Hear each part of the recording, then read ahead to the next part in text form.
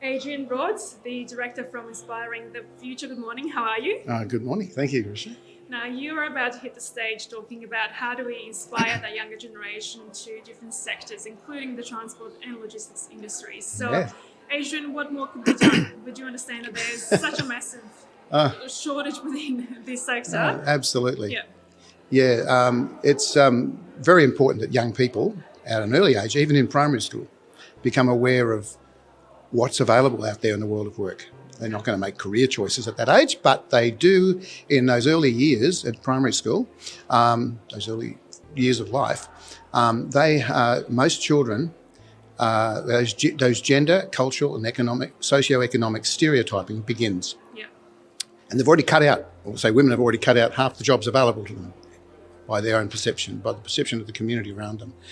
So Inspiring the Future is all about trying to challenge those gender stereotyping and those cultural and socio-economic stereotypes. Yeah. Because young people often are not aware of what amazing opportunities out there in the world. Yeah.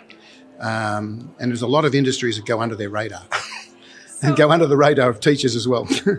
Exactly. So by you being here today for the Transport Women Australia Limited annual conference, the two-day conference, what key message do you hope to convey to the members out here? Look, as people in this industry, I think it's very important that you do everything you can to, or take every opportunity you can to speak to young people. Yeah. And we've provided a way to do that through our database, our website called Inspiring the Future Australia. So I would recommend that, encourage your members to just sign up. It's on our profile, put up a profile on our website. Our website is a secure website, and volunteers from the world of work, from every opportunity, every occupation, every industry, every level, apprentices to CEOs, can sign up and offer 1 hour a year. Big ask. 1 hour a year to, but you can do more, of course, to go into a school on an invitation from a teacher. Yeah. So the website's a free service for teachers all across Australia. Okay. So the teachers go on and they look for the volunteers that suit their needs, that they want to bring into their school. During COVID, we had a lot of virtual visitors, but now it's opening up and around Australia. We're looking for many more volunteers willing to go in. So the teachers sign up on the website and they find the volunteers who suit them. Then they send an invite through our portal. So they don't see the contact details of the volunteers, they only see the profile. And then they can accept, decline, or ask for more information. So basically, it starts with the beginning. You need to target these students from an early age.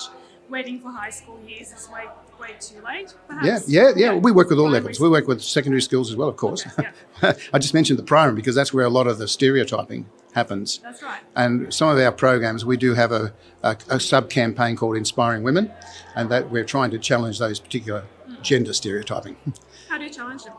Well, one thing we do, it's a primary school program actually, a fun game. It's like Celebrity Heads, where the children, and we're doing it in secondary schools now, they love it too, where the children see these 6 people sitting on a stage with a number in front of them, under 1 to 6. They're just like you and me, just dressed normally, they don't know what and they have to guess what the job is. Oh, okay. So we set it up, of course, to challenge the stereotyping.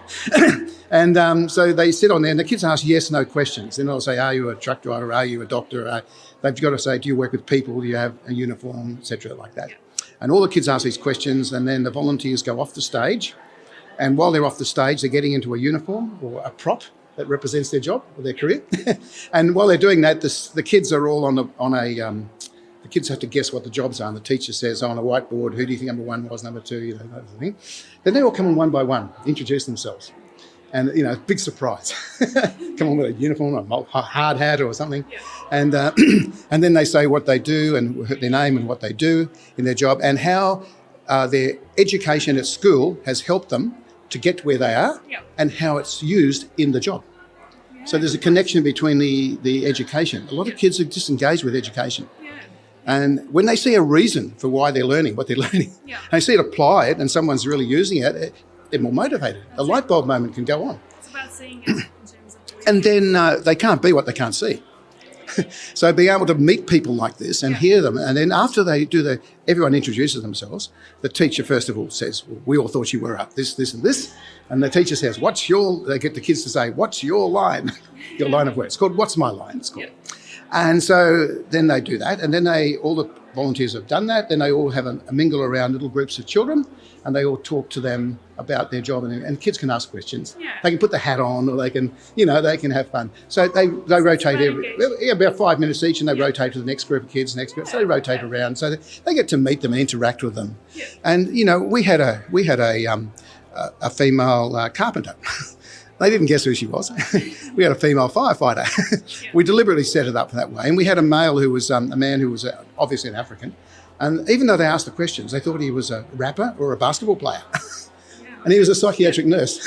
So the kids will never forget that men can be nurses, or women can be truck drivers, or whatever. So we're looking for lots of volunteers who are willing to. That's a fun one. Schools love it, teachers love it, volunteers love it. And the kids will never forget. Awesome. It's a good way of educating through fun.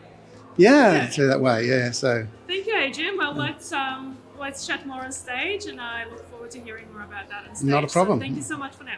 My pleasure. Cheers. Okay.